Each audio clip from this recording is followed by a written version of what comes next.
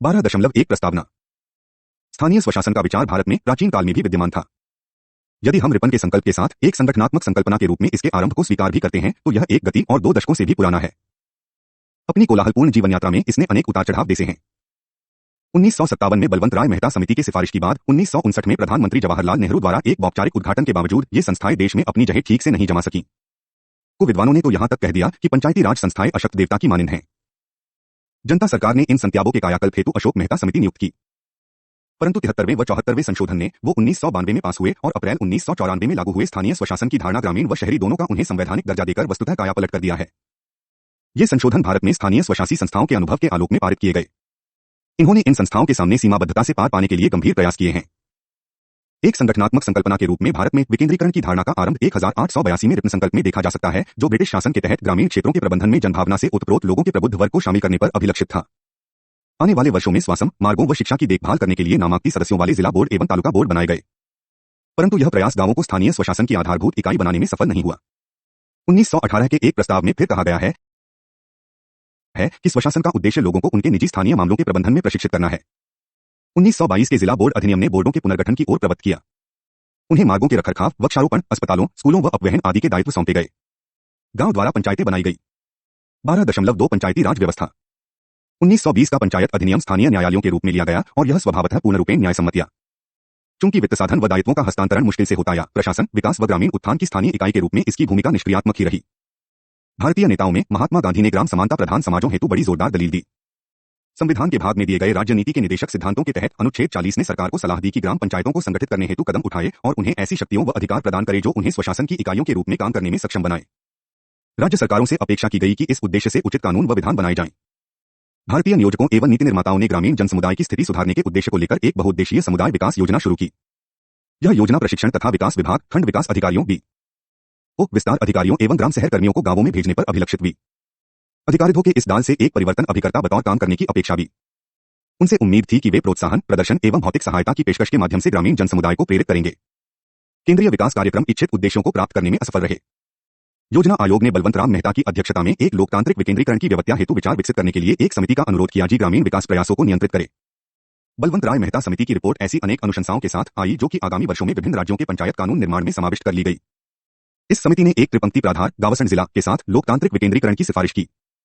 उसने त्रिपंक्ति व्यवस्था के माध्यम से विभिन्न विकास योजनाओं हेतु संसाधनों व दायित्वों के हस्तांतरण एवं स्वायत्त सरकारी ऋण के उचित मार्गीकरण की भी सिफारिश की। इस रिपोर्ट ने आंध्र प्रदेश व तमिलनाडु जैसे राज्यों में खंड योजना तथा महाराष्ट्र व गुजरात जैसे अन्य राज्यों में जिला योजना हेतु अक्सर पैदा किए। 1960 के दशक में पंचायती राज संस्थाओं को एक ऐसे भगवान के रूप में पेश किया गया जो असफल था। इस असफलता को एक मुख्य कारण या राज्य के उन राजनयिकों द्वारा तोड़फोड़ जो शक्तियों को जिला स्तर या उससे नीचे हस्तांतरित किए जाने के प्रति उत्साही नहीं थे। वे सशंक किए कि वास्तविक शक्तियों वाली पंचायती राज संस्थाएं उनकी सत्ता व प्रभाव पर सत्ता पैदा करेंगी। 60 के दशकांत में जब इंदिरा गांधी एक तरक्की याफ्ता जामा पहन रही थी और भूमि सुधार लागू करना चाहती थीं, यह तर्क दिया गया कि पंचायती राज संस्थाएं आविष्कृत नहीं की जा सकती हैं क्योंकि उन पर उच्च जाति व भूमि संपन्न घटकों का प्रभुत्व है। 60 के दशक ही में हरित क्रांति का आगमन भी देखा गया, जिसने केंद्रीकृत योजना को आवश्यक बना दिया और जो विकेंद्रीकरण संबंधी उन प्रतिमानों के विरोध में आई जिन पर पंचायती राज संस्थाएं आधारित थीं। चूंकि देश के अनेक भागों में ग्रामीण क्षेत्र अब भी सामंती भूमि संपन्न अधिकार संरक्षण में ही थे, हरित क्रांति को प्रवेश देने हेतु सरकार समर्पित निवेश उनके द्वारा एकाधिकार में लाए जा सकते थे। केंद्र व राज्य सरकार दोनों ने ही इस अवधि के दौरान उपमार्ग अपनाना और इस प्रकार पंचायती राज्य संस्थाओं के प्राधिकार व महत्व का कुलोच्छेद शुरू कर दिया था। केंद्र सरकार ने इंदिरा सरकार के अनेक कार्यक्रमों को लागू करने के लिए अपनी ही प्रशासनिक कार्यप्रणाली को जन्म दिया, जैसे कि आर्थिक न्याय पर अभिलक्षित लघु किसान विकास अभिकरण, मूसा संभावित क्षेत्र योजना, एकीकृत ग्रामीण विकास योजना एवं राष्ट्रीय ग्रामीण रोजगार योजना। संसाधन अभाव, समन्वय अभाव, जिला विकास कर्मचारीगण पर निर्भरता, प्रभावी प्राधिकरण के प्रत्यापोवन का अभाव, उच्च जातियों व समाज के ज्यादा सुशाल वर्गों द्वारा प्रभुत्व ने विकेंद्रीकरण व विकास की संस्थाओं के रूप में पंचायती राज संस्थाओं को निष्प्रभावी व उद्देश्यहीन प्रदर्शित किया। 70 के दशक मध्य तक केंद्र के साथ साथ राज्यों में भी सरकारें पंचायती राज संस्थाओं के प्रति उदासीन हो गई थीं। वे मत हो गई थीं, इन संस्थाओं के चुनाव नहीं कराए जा रहे थे और अधिकतर स्थानों पर प्रतिनिधि परिषदें था तो भंग कर दी गई या फिर स्थगित। 12.3 पंचायत व्यवस्था का पुनर्गठन। कायाकल्प प्रक्रिया पश्चिम बंगाल में पंचायतों के पुनर्गठन तथा 70 के दशकांत में जनता पार्टी सरकार द्वारा अशोक मेहता कमेटी की नियुक्ति द्वारा आरंभ हुई। 70 के दशक मध्य में शासन प्रक्रिया में स्थानीय समुदायों को 72 राजनीतिक स्थान प्रदान किए जाने के पक्ष में एक शेष मत परिवर्तन भी देखा गया। स्थानीय स्वशासन संस्थाओं से अपेक्षा थी कि सामाजिक सत्ता समीकरणों के पुनर्विन्यास में कोई महत्वपूर्ण भूमिका निभाए। जिस प्रकार जनता पार्टी सरकार ने गांधीवादी दर्शन के प्रति अपनी वचनबद्धता प्रकट की थी, सारा वातावरण लगता था कि पंचायती राज संस्थाओं के पुनरुत्थान हेतु ही सहायक हो। एक अन्य सत्य प्रतिमान कारण यह तथ्य लगता है कि 70 के दशकांत तक हरित क्रांति दशकापू हो चुकी थी और वह ऐसे धनी कृषक वर्ग को जन्म दे चुकी थी जो हरित क्रांति से लाभान्वित हुआ था। चनी व मध्यवर्ती किसान विकेंद्रीकृत शासन तंत्र, ज्यादा विस्तृत रूप से उसकी निकासी व्यवस्था तक सीधी पहुंच के महत्व को पूरी तरह समझते थे।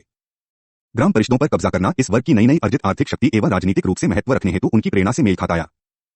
पंचायती राज संस्थाओं की केंद्रीय स्थिति फिर से मजबूत हो गई। अशोक मेहता कमेटी रिपोर्ट में पंचायती राज संस्थाओं के विफलता कारणों के रूप में कार्यालय लालफीताशाही, बेलोच वित्त, समाज के आर्थिक व सामाजिक रूप से विशेषाधिकार प्राप्त वर्गों द्वारा स्थानीय संस्थाओं पर प्रभुत्व के माध्यम से विकास कार्यक्रम की जड़ें जमाने का उल्लेख था। अशोक मेहता कमेटी की रिपोर्ट ने इस बात को मानने से इनकार किया कि पंचायती राज एक विफल देवता था। वस्तुतः उन्होंने भारत की धरती में लोकतंत्र का बीज बोने की प्रक्रिया शुरू करने और नागरिकों को उनके अधिकारों के प्रति पहले से अधिक सचेत बनाने के लिए इन संस्थाओं को ही श्रेय दिया। अन्य सकारात्मक दुष्परिणामों में नौकरशाह अभिजात वर्ग व जनता के बीच दरार को पाटना। इसने एक आधुनिकतावादी दृष्टि और सामाजिक परिवर्तनोन्मुखी दृष्टिकोण वाले एक सक्रिय नेतृत्व को भी जन्म दिया। मेहता ने यह भी निश्चयपूर्वक कहा कि इसने ग्रामीण जनता का एक विकास मानस तैयार करने में मदद की। मेहता कमेटी कई मायनों में परिवर्तनकारी थी। पंचायती राज चुनाव में राजनीतिक दलों की भागीदारी की दलील दी गई ताकि उन्हें अधिक उत्तरदायी बनाया जा सके और उन्हें उच्चतर स्तर पर राजनीतिक प्रक्रिया से जोड़ा जा सके। मेहता को उम्मीद थी कि चुनाव गरीबों के हाथ में राजनीतिक शक्तियों में परिणत होंगे, जिसकी वजह है उनकी सांस्कृतिक शक्ति और संगठन। कमेटी ने पंचायती राज संस्थाओं में महिलाओं की भागीदारी के लिए भी जोरदार वकालत की। इस रिपोर्ट में महिलाओं के साथ साथ समाज के कमजोर तबकों के आरक्षण की भी पेशकश की गई थी। जनता सरकार के पतन ने मेहता रिपोर्ट के लिए सीटों के परिपालन हेतु एक प्रतिकूल वातावरण पैदा किया। इसके बावजूद कर्नाटक, आंध्र व पश्चिम बंगाल की गैर कांग्रेसी राज्य सरकारों ने पंचायती राज संस्थाओं को पुनः सक्रिय बनाने हेतु ठोस कदम उठाए। कर्नाटक में जो पंचायती राज संस्थाएं अस्तित्व में आसी उन्होंने मेहता रिपोर्ट द्वारा की गई अधिकांश सिफारिशों को शामिल किया, जबकि गैर कांग्रेसी राज्य सरकारें अशोक मेहता कमेटी की सिफारिशें लागू करने में लगी थीं। केंद्र में नई कांग्रेस सरकार ने अन्य आयोग नियुक्त कर दिए। 1983 को सी हनुमंतराव के कार्यरत दल तथा 1985 की जी के राव कमेटी ने विकास कार्यक्रमों व प्रशासन वाली पंचायती राज व्यवस्था के एकीकरण की आवश्यकता पर बल दिया। 1986 की एम सिंपवी कमेटी रिपोर्ट द्वारा पंचायती राज विषयक संकल्पना पत्र ने सुझाव दिया कि पंचायती राज संस्थाएं ग्रामीण विकास कार्यक्रमों के नियोजन एवं कार्यान्वयन में करीब से जुड़ी होनी चाहिए। सिंघवी तथा अशोक मेहता दोनों ने संवैधानिक आधार पर लोकतांत्रिक विकेंद्रीकरण की सिफारिश की। केंद्र राज्य संबंधों के गतिविज्ञान को समझने के लिए गठित सरकारिया आयोग ने दुष्क्रियात्मक पंचायती राज संस्थाओं का उल्लेख किया और जिला परिषदों व नगर निगमों के उपचान के लिए उनके नियमित चुनावों व सत्रों के लिए कानूनी प्रावधानों का सुझाव दिया। जिला योजना के लिए जिले में राजनीतिक व प्रशासनिक प्राधार किस प्रकार का हो, इस बात का सुझाव देने के लिए 1988 में बनाई गई थी। युगन कमेटी ने पंचायती राज संस्थाओं के लिए संवैधानिक दर्ज की वकालत की।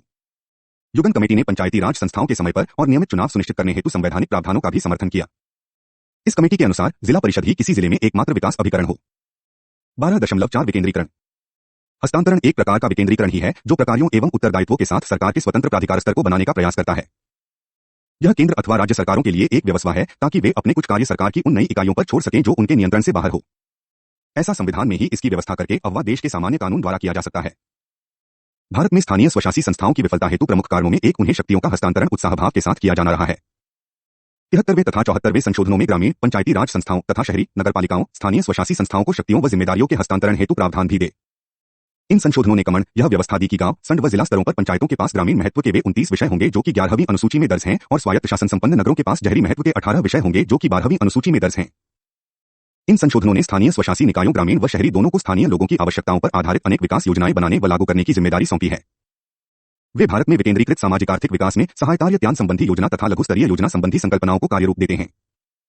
इन शक्तियों की मदद से स्थानीय स्वशासी संस्थाओं से अपेक्षा की जाती है कि वे कृषि, उद्योग, वांछित आधारभूत ढांचा व पर्यावरण विकास, दरिद्रता उन्मूलन तथा महिलाओं, बच्चों, अनुसूचित व पिछड़ी जातियों के विकास को प्रोत्साहन दें। ये विकास कार्य पेयजल आपूर्ति, पेय प्रकाश, स्कूलों व अस्पतालों आदि का रखरखाव जैसे आवश्यकरणीय कार्यों के अतिरिक्त है। ऐसी बहसों की भरमार लगती है जिनमें स्थानीय स्वशासी संस्थाओं की संकल्पना, उपादेयता एवं प्रभावशीलता शामिल है। आरंभिक ग्राम परिषदों में समुदाय की सहमति एवं एक सक्रिय समझदारी द्वारा सरकार का प्रबंध जाति विभाजनों पर किया जाना प्रचलित था। शुरुआत से ही पंचायती राज संस्थाओं के ये अभिलक्षण उन्हें वैध सिद्ध करने में प्रयोग किए जाते रहे थे। लीटन एवं श्रीवास्तव के अनुसार ग्राम पंचायतें स्थानीय स्वशासन की इकाइयों के रूप में स्थापित की गई भी और देश में विकास के केंद्र बिंदु सामान्यतः बहुत प्रायिक रूप से पुरुष संभ्रांतों में स्वेच्छाचारी एवं निरपवाद रूप से भ्रष्ट नेताओं के कब्जे में थे। जैसा कि कुछ अन्य विद्वानों ने दावा किया है, ये संस्थाएं ग्रामीण शक्ति संपन्नों द्वारा अपने फायदों के लिए ही प्रयोग की जाती थीं। पॉल ब्रास का विधार था कि पंचायती राज संस्थाओं को जिला स्तर पर अधिक शक्तियां हस्तांतरित करने में राजनीतिकों की अनिच्छा के कारण ही विफल किया गया, क्योंकि उन्हें हर या की ऐसी स्थानीय संस्थाओं को यदि वास्तविक शक्तियां मिल गईं तो वे प्रभाव एवं संरक्षण की वैकल्पिक स्रोत बन जाएंगी। रजनी कोठारी के अनुसार ग्राम परिषदें आकर्षक नारों के सिवा कुछ नहीं थीं और ये दावे झूठे वे कि शासकगण विद्रोह व प्रतिरोध वालों को रखने तथा जनसंतोष को संगठित होने से बचाने में समर्थ थे। अशोक मेहता जी पंचायती राज विषयक दूसरी कमेटी के प्रमुख ने पंचायती राज संगठनों के प्रति निराशावादी दृष्टिकोण रखने से इनकार कर दिया। उनका सोचना था कि भारत की धरती में लोकतंत्र के बीज बोने की प्रक्रिया ने लोगों को उनके अधिकारों के प्रति सचेत कर दिया है और उनमें एक विकासात्मक मानस भी जगाया है। उनका मत कि ये संस्थाएं विफल रही क्योंकि विकास योजनाएं कार्यालय सरकारी नौकरशाही के माध्यम से चलाई जाती थीं, बिल बेलोच रहता था और इन संस्थाओं पर समाज के विशेषाधिकार प्राप्त वर्गों का प्रभुत्व था। नूरजहां बाबा का तर्क है कि केंद्रीकृत योजना व प्रशासन को अर्थव्यवस्था को दिशानिर्देशित व नियंत्रित करने तथा औपनिवेशिक शासनों की लंबी अवधियों से उद्गमित होते नए राष्ट्रों को एकीकृत व एकरूप करने हेतु आवश्यक माना जाता था। ऐसा संभव हो सकता है क्योंकि जैसा कि लीटन एवं श्रीवास्तव सोचते हैं, भारतीय राज्य एक ज्ञान संपन्न दृष्टिकोण एवं एक विकासात्मक दूत कार्य रखने के लिए सुविख्यात था। बाबा के अनुसार 60 के दशक में केंद्रीकृत योजना के साथ एक बड़ा मोहभंग हुआ क्योंकि यह विकासशील देशों में क्षेत्रों व समूहों के बीच आर्थिक वृद्धि के न्यायसंगत लाभ वितरण को दिलाने में असफल रही थी। हेनरी मैडिक का मत है कि लोकतंत्र, विकेंद्रीकरण एवं विकास के बीच एक त्रिकोणीय संबंध होता है। देश के विभिन्न राज्यों में पंचायती राज संख्याओं का अनुभव एक सा नहीं रहा है। औपचारिक शुरुआत तब हुई जब जवाहरलाल नेहरू ने अक्टूबर 1959 में राजस्थान के नागौर में पंचायती राज संस्थाओं का उद्घाटन किया।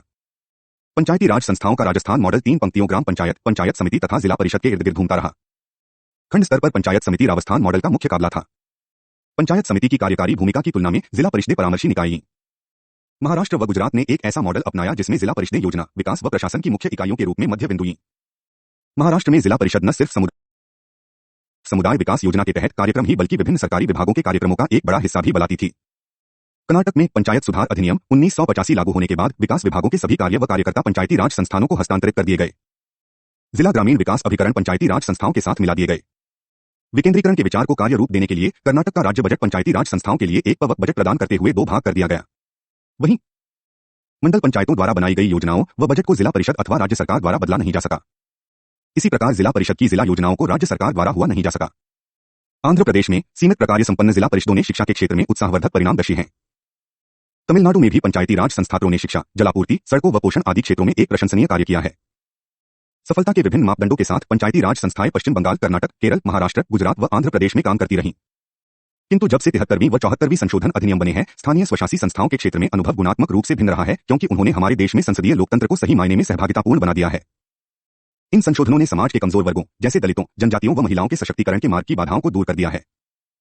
इस अधिनियम के लागू होने के फलस्वरूप लगभग सभी राज्यों व केंद्र शासित प्रदेशों ने अपने विधान अधिनियमित कर दिए हैं। पंचायती राज संस्थाओं के चुनाव देश भर में कराए जा चुके हैं। देश के विभिन्न भागों में पंचायती राज संस्थाओं के चुनावों से कुछ उत्साहजनक तथ्य सामने आए हैं। कर्नाटक सबसे अधिक संख्या में महिलाओं को पंचायती राज संस्थाओं में भेजता है, उसके बाद केरल व मणिपुर का स्थान है। उत्तर प्रदेश इस सूची में सबसे नीचे है। महिला सशक्तिकरण का रास्ता कोई आसान नहीं रहा है।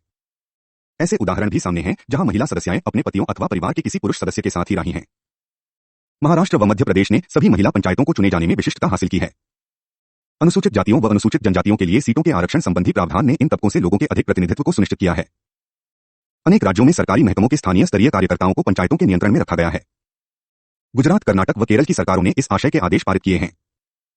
मध्य प्रदेश में स्कूल अध्यापकों की भर्तियां संघ स्तर पर शुरू हुई हैं और उनके कौशल प्रदर्शन के मूल्यांकन एवं सत्यापीकरण की शक्तियों संघ में ही पंचायती राज संस्थाओं को सौंप दी गई है। राजस्थान व हरियाणा में अपनी सेवाओं को राज्य सरकारों द्वारा पंचायतों के निमंत्रण व पर्यवेक्षण के तहत हस्तांतरित कर दिए जाने की मुहिम के खिलाफ शालिहोत्री व शिक्षा विभागों के कर्मचारियों द्वारा हड़ताल देखी गई। शीर्ष जिला स्तरीय विकास अभिकरण जिला ग्रामीण विकास अभिकरण बार उड़ीसा, मध्य प्रदेश व महाराष्ट्र में पंचायती राज संस्थाओं के साथ विलय की स्थिति में है। कर्नाटक में यह विलयन 1987 में ही हो गया था। राजस्थान सरकार विलयन के पक्ष में नहीं रही है। इसकी बजाय उसका लक्ष्य है तथा जिला परिषद के बीच प्रभावी समन्वय सुनिश्चित करना। 12.5 संवैधानिक संशोधन। अपने प्रधानमंत्रित्व काल की समाप्ति की ओर बढ़ते हुए राजीव गांधी ने पंचायती राज संस्थाओं में गहरी रुचि दिखाई। कांग्रेस कुछ राज्यों में चुनाव हार चुकी थी।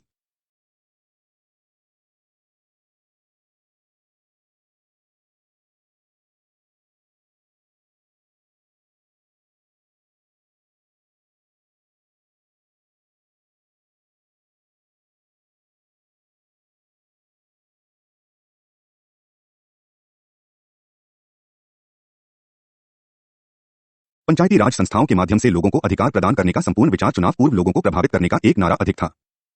उत्तर प्रदेश प्रशासन पर उन्होंने 5 कार्यशालाएं बमोजित की जिनमें उन्होंने देश के सभी जिलों के जिला न्यायाधीशों व जिलाधीशों से बातचीत की। इन कार्यशालाओं ने संवैधानिक प्रावधान एवं पंचायती राज संस्थाओं के अनिवार्य नियमित चुनावों का असंदिग्ध रूप से पक्ष लिया। राजीव गांधी सरकार ने 64वीं संविधान संशोधन विधेयक 1989 में सामने रखा। इस संशोधन के साथ मुख्य समस्या यह थी कि इसने राज्यों को नजरअंदाज कर पंचायती राज संस्थाओं से सीधा नाता बोड़ने का प्रयास किया। चूंकि स्थानीय शासन एक राज्य संबंधी विषय था, इसको संपवाद के लिए सतरा समझा जाता था क्योंकि इस अधिनियम ने प्रस्ताव किया था कि पंचायती राज को राज्य सूची से निकालकर संवर्ती सूची में शामिल किया जाए। इसी प्रकार पंचायती राज संस्थाओं के चुनाव केंद्रीय चुनाव आयोग की देखरेख में कराने संबंधी विधान, साथ ही इन संस्थाओं को केंद्रीय वित्त आयोग द्वारा वित्त प्रदान करने के विचार ने भी राजीव गांधी सरकार के बारे में आशंकाएं पैदा की। 73वीं व 74वां संशोधन दोनों कई मायनों में अशोक मेहता रिपोर्ट के प्रस्तावों का एक किंचित हेरफेर वाला रूप लगता था। इन संशोधनों ने पंचायती राज व नगरपालिका संस्थाओं को संवैधानिक दर्जा दिलाया। उन्होंने संविधान में भाग व भागाए जोड़ दिए। वहीं अनुच्छेद 243 से 243 ओ वाला भाग पंचायतों से संबंधित है। अनुच्छेद 243 पी से 243 बैंड जी वाला भाग नगरपालिकाओं से संबंध रखता है। उन्होंने पंचायत व नगरपालिका संस्थाओं के साथ साथ इन निकायों के अध्यक्ष पद हेतु भी महिलाओं के लिए 3.3% आरक्षण प्रदान किया। इन निकायों में अनुसूचित जातियों व अनुसूचित जनजातियों के लिए उस पंचायत में उनके जनसंख्या अनुपात के अनुसार सीटों के आरक्षण हेतु प्रावधान किए गए। अनुसूचित जातियों व अनुसूचित जनजातियों के लिए कुल सीटों का 1/3 जनजातियों जनजातियों की महिलाओं के लिए आरक्षित किया जाएगा। अनुच्छेद 243 के राज्य चुनाव आयोग हेतु व्यवस्था देता है। संबद्ध राज्य के राज्यपाल को राज्य चुनाव आयुक्त को नियुक्त करने तथा उसे चुनाव संबंधी सूची तैयार करने व पंचायतों के चुनाव कराने की जिम्मेदारी सौंपने का अधिकार है। चुनाव आयोग की निष्पक्षता सुनिश्चित करने के लिए पर्याप्त ध्यान रखा गया है। एक बार नियुक्त होने के बाद चुनाव आयुक्त को पद हटाया नहीं जा सकता है, जहां चाल चलन एवं एक उच्च न्यायालय के न्यायाधीश की भांति आधार अपवाद है। नियुक्त होने बाद उसके पद के नियम व शर्तें उसे लाभ पहुंचाने के लिहाज से नहीं बदले जा सकते हैं। 5 वर्ष की अवधि पूरी होने के बाद और उनके विसर्जन के 6 माह के भीतर स्थानीय निकायों के नियमित चुनाव कराना राज्य चुनाव आयोग की जिम्मेदारी है। संविधान का अनुच्छेद 243 आई यह व्यवस्था देता है कि राज्य शहरीय वित्त आयोग वित्त साधनों की पुनीक्षा करे। संविधान यह भी अपेक्षा रखता है कि केंद्रीय वित्त आयोग पंचायतों के संसाधनों को बढ़ाकर पूरा करने के लिए राज्य की संचित निधि को संवर्धित करने के उपायों की सिफारिश करे। 5.173वां संशोधन 73वीं संशोधन अधिनियम एक त्रिपंक्ति पंचायती राज व्यवस्था मुहैया कराता है, ग्राम, माध्यमिक, संघ अथवा तालुका तथा जिला स्तर।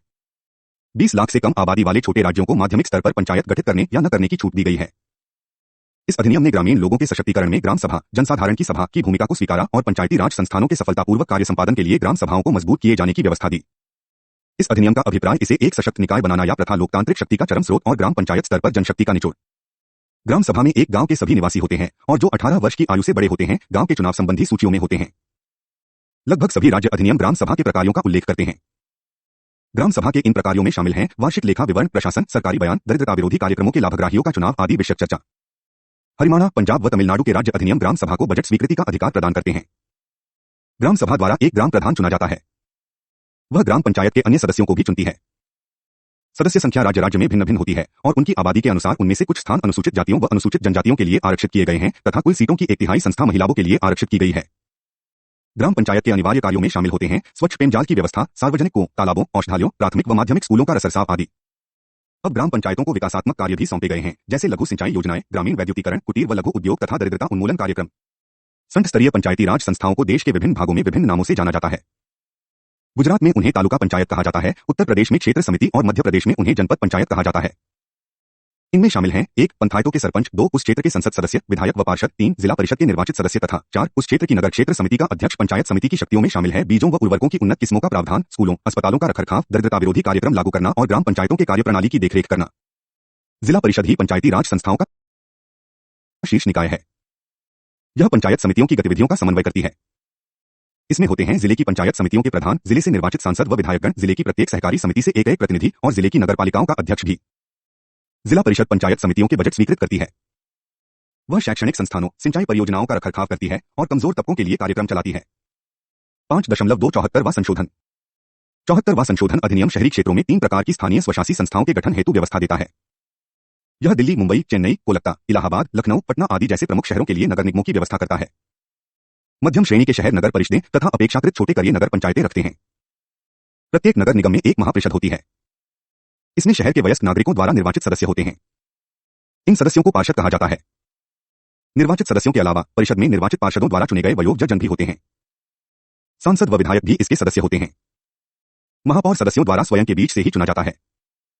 कुछ राज्य महापौर के सीधे चुनाव की व्यवस्था करते हैं।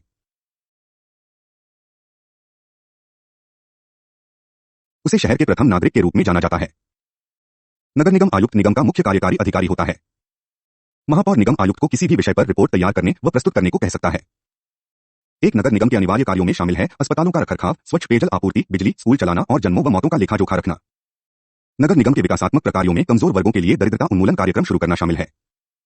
नगरपालिका स्थानीय जनता द्वारा निर्वाचित पार्षदों से मिलकर बनती है। अनुसूचित जातियों व जनजातियों के लिए शहर में आबादी से उनके अनुपात के अनुसार सीटों का आरक्षण होता है और सीटों का 1/3 महिलाओं के लिए आरक्षित होता है। नगर निगम कोर्ट का पीठासीन अधिकारी अध्यक्ष कहलाता है, जो शहर के मतदाताओं द्वारा चुना जाता है। कुछ राज्यों में नगर निगम बोर्ड का अध्यक्ष प्राथमिक स्कूल अध्यापकों और निचले स्तर के कर्मचारियों की नियुक्ति का अधिकार भी रखता है। एक कार्यकारी अधिकारी नगरपालिका के दिन प्रतिदिन के प्रशासन को देखता है। अनिवार्य कार्यों में आते हैं बिजली, पेयजल, स्वास्थ्य सुविधाएं, विद्यालय आदि मुहैया कराना और सड़कों का रखरखाव करना तथा समाज के कमजोर वर्गों का हिसाब लाना। छोटे शहर नगर पंचायतें रखते हैं। इसके सदस्य शहर के वयस्क नागरिकों द्वारा चुने जाते हैं। जैसा कि अन्य स्थानीय स्वशासी संस्थाओं में है, अनुसूचित जातियों व जनजातियों तया महिलाओं के लिए सीटें आरक्षित हैं। उनके कार्यों में शामिल हैं पेयजल की व्यवस्था, प्राथमिक विद्यालयों का रखरखाव तथा जन्मों व मौतों का पंजीकरण। 5.3 संशोधनों की सीमाएं 73वें संशोधन द्वारा क्रांतिकारी परिवर्तन लाए जाने के बावजूद वह कुछ गंभीर सीमाबद्धताओं को शेर रहा है। पंचायतों के प्रकार्यात्मक अधिकार क्षेत्र के विषय में संदिग्धार्यता इसकी गंभीर सीमाबद्धताओं में से एक है। समुचित रूप से परिभाषित अधिकार क्षेत्र के अभाव में वह कार्य सौंपे जाने के लिए राज्य विधानमंडलों के विवेक पर निर्भर रहता है। यह अधिनियम ग्राम सभा की शक्तियों व प्रकारों का उल्लेख नहीं करता है। यह संशोधन यह उल्लेख करता है कि ग्राम सभा ऐसे किन कार्यों का निष्पादन करेगी वो राज्य विधानमंडल द्वारा उसे सौंप जा सकते हैं। अधिकांश राज्यों द्वारा अधिनियमित कानूनों में ग्राम सभा से संबंधित प्रावधान ग्राम सभा को एक शक्तिहीन निकाय में लघुकृत कर देते हैं, जो ग्राम पंचायत द्वारा लिए गए निर्णयों पर नित्यक्रम से ठप्पा लगाता है। अगस्त 1997 में नई दिल्ली में आयोजित मुख्यमंत्रियों के सम्मेलन में आदेश पारित हुआ कि ग्राम सभा की इन अधिकारों से संपन्न करना आवश्यक होगा। ग्राम सभाओं में ताबों को स्वीकृत करना व बांटना, मसाले को अधिकारियों व वन्य प्राधिकरणों के पास ले जाए बगैर पेयजल के हैंडपंप आदि का स्थान निर्धारित करना। इस सम्मेलन में दयतापूर्वक यह भी कहा गया कि ग्राम पंचायतों में प्राकृतिक संसाधनों का स्वामित्व विहित करना आवश्यक है और साथ ही ग्राम सभा में ऐसे संसाधनों के प्रबंधन व उनसे आय से संबंधित निर्णयन अधिकार भी। पंचायती राज संस्थाओं की एक अन्य महत्वपूर्ण सीमाबद्धता संशोधन उपरांत यह है कि वे अभी तक राज्य की लालफीताशाही की गिरफ्त में रहकर काम करती हैं। ग्राम प्रधान को तकनीकी व वित्तीय अनुमोदनों के लिए सपा कार्यालय के एक महीने में कई चक्कर काटने पड़ते हैं। तथापि इस अधिनियम की एक अन्य त्रुटि यह है कि इसमें पंचायत के कर्मचारियों व उनकी प्रशासनिक स्वायत्तता का कोई वित्त नहीं है। पूर्व में पंचायतें परिणाम देने में विफल रहीं क्योंकि वे कार्यक्रमों को लागू करने हेतु कार्यरत लोगों पर समुचित नियंत्रण नहीं रखती थीं। जब कभी भी स्वालिया व प्राथमिक शिक्षा के क्षेत्र में उत्तरदायित्व हस्तांतरित हुए हैं, पंचायती राज संस्थाओं का इन विभागों के कर्मचारियों व बजट पर कोई काबू नहीं रहा है। राज्य सरकारों के हाथ में पंचायती राज संस्थाओं की विसर्जन शक्ति को संशोधन उपरांत पंचायती राज संस्थाओं की एक सीमाबद्धता के रूप में देखा जाता है। यह तर्क दिया जाता है कि उत्तर का विसर्जन संबंधी अधिकार निर्वाचकगण के पास होना चाहिए, न कि किसी अन्य प्राधिकरण के पास। यहां तक कि मताधिकार सहित अथवा रहित क्रमशः जिला परिषद व पंचायत समिति संबंधी सांसद विधायक की वैकल्पिक सदस्यता हेतु प्रावधान को भी एक सीमाबद्धता के रूप में देखा जाता है, क्योंकि यह पंचायती राज संस्थाओं की शक्तियों पर नियंत्रण रख सकता है। पूर्व में पंचायती राज संस्थाओं के मार्ग में मुख्य अवरोध उनके सामने आने वाला संसाधन निर्णायक क्षण रहा है। ऐसा पंचायती राज संस्थाओं के इतिहास में अपर्याप्त संसाधनों के कारण हुआ।